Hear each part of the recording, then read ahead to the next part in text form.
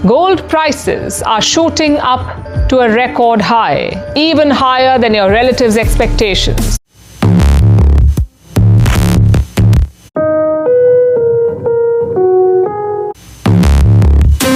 हर ढलते सूरज से यही पता चलता है कि सोना और महंगा होता जा रहा है।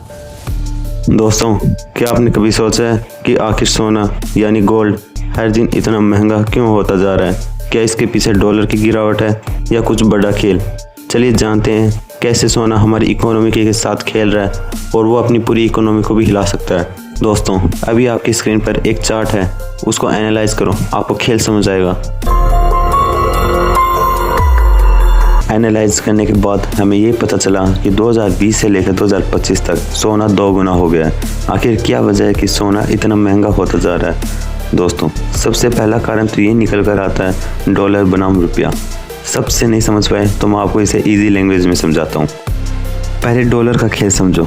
दुनिया की सबसे महंगी करेंसी है डॉलर, जिसे हर कोई इस्तेमाल करना चाहता है, और दूसरी तरफ आता है रुपया, जिसे सिर्फ भारतीय नागरिक इस्तेमाल करते हैं। एक सिंपल सी चीज़ समझ लो, डॉलर जितना महंगा होगा उतनी हमारी रुपये की लागत बढ़ेगी।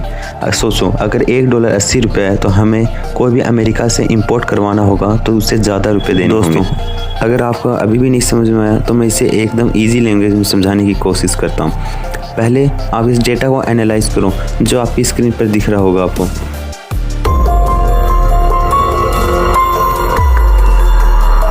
सब कुछ गोल मोल हो गया ना, कोई टेंशन नहीं है। मैं आपको फिर से और इससे भी आसान भाषा में समझाने की कोशिश करता हूँ।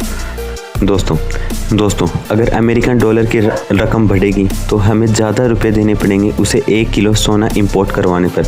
मतलब एक डेटा के हिसाब से 2020 में मान लो $50,000 लग रहे थे तो हमें 35 लाख रुपए देने पड़ रहे थे, और अभी उस $50,000 के 42,50,000 देने पड़ रहे हैं। मतलब 7 लाख का सीधा फ़ायदा हो रहा है अमेरिका को। रुपये घटेंगे, डॉलर बढ़ेगा तो सोना अपने आप महंगा हो। अब आपके मन में एक सवाल आ रहा होगा कि डॉलर इतना मजबूत कैसे हो रहा है?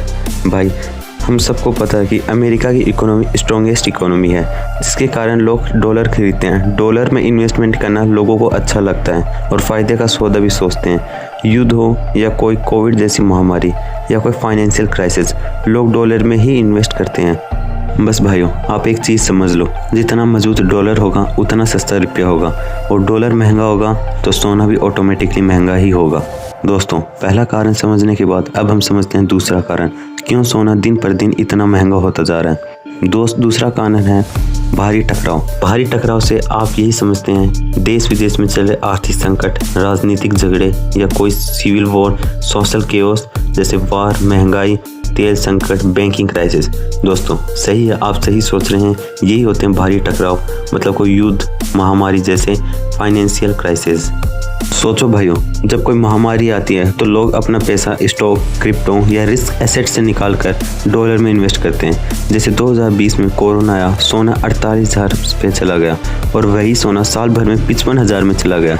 ऐसा क्या हुआ था दोस्तों कि सोने की रकम 1 साल में ही 9,000 रुपये बढ़ गई। दोस्तों, महामारी नहीं, युद्ध के समय पर भी सोने के दाम ऑटोमेटिकली बढ़ जाते हैं, क्योंकि युद्ध के समय में इंपोर्ट और एक्सपोर्ट लगभग बंद हो जाती है और हाई डिमांड के कारण सोने के दाम आसमान को छूते हैं।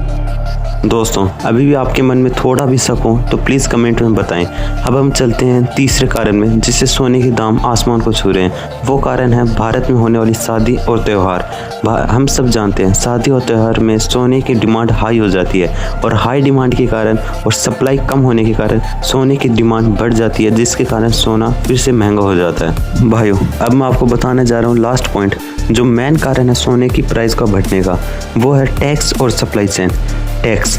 अब आपके सबके दिमाग में आ रहा होगा कि टैक्स और सोने पे क्या इंटरकनेक्शन है। चलो दोस्तों, मैं आपको डिटेल में समझाता हूँ। दोस्तों, टैक्स 2 प्रकार के होते हैं, डायरेक्ट टैक्स और इनडायरेक्ट टैक्स। डायरेक्ट टैक्स वो होते हैं जो हम सीधे सरकार को देते हैं, जैसे इनकम टैक्स और कॉर्पोरेशन टैक्स। अब हमारा दूसरा आता है इनडायरेक्ट टैक्स, जो हम किसी चीज़ को खरीदते वक्त देते हैं, उसे हम GST भी कहते हैं। अब आप सबके मन में आ रहा होगा कि क्या ये बकवास किया जा रहा है, टैक्स का इकोनॉमी पर क्या असर पड़ता है? होता है दोस्तों, इसका असर भी होता है। हाई टैक्स, जब हम सरकार ज़्यादा टैक्स लेती है तो कोई भी कंपनी या हम अपनी खरीदारी को कम कर देते हैं, जिसके कारण पूरी अर्थव्यवस्था हिल जाती है और बिगड़ती हुई अर्थव्यवस्था का सीधा असर सप्लाई चेन पर पड़ता है। दोस्तों मन में ना रखो, सप्लाई चेन वो सिस्टम है जिसमें कच्चे माल से लेकर तैयार माल को ग्राहक तक पहुंचाने में कितनी लागत आई है। भाइयों अगर अभी भी नहीं समझ में आया तो ऊपर से ये समझ लो, आपका जो फ़ोन है उसमें कितनी लागत आई, उसके रॉ मटेरियल्स कहाँ से आए हैं और वो लास्ट में मैन्युफैक्चर कहाँ पर हुआ है और वो मैन्युफैक्चर से आपको कहाँ पर मिला है, किस दाम में मिला है, उसे ही हम सप्लाई चेन कहते हैं। दोस्तों अब एक चीज़ समझो, अगर सरकार ने हाई टैक्स कर दिया तो कोई भी कंपनी या हम अपनी प्रोडक्शन को कम कर देंगे पैसा बचाने के लिए, जिसके कारण महंगाई अपने आप बढ़ेगी, क्योंकि सोने की डिमांड तो उतनी है लेकिन प्रोडक्शन कम है। हाई डिमांड कम सप्लाई के कारण सोने का दाम अपने आप आसमान को छुएगा। इसलिए भाइयों आपका दोस्त होने के नाते मैं आपको एक सलाह देना चाहूँगा, गोल्ड पर अभी से इन्वेस्ट करना शुरू कर दीजिए। और हाँ दोस्तों, अगर आपको ये वीडियो थोड़ी सी भी इंफॉर्मेटिव लगी हो, थोड़ी सी भी इंटरेस्टिंग लगी हो तो प्लीज़ हमारे चैनल को लाइक, शेयर एंड सब्सक्राइब करें ताकि हम ऐसी वीडियो आपके लिए रोज़ लाते रहें। बाय बाय, टाटा, धन्यवाद।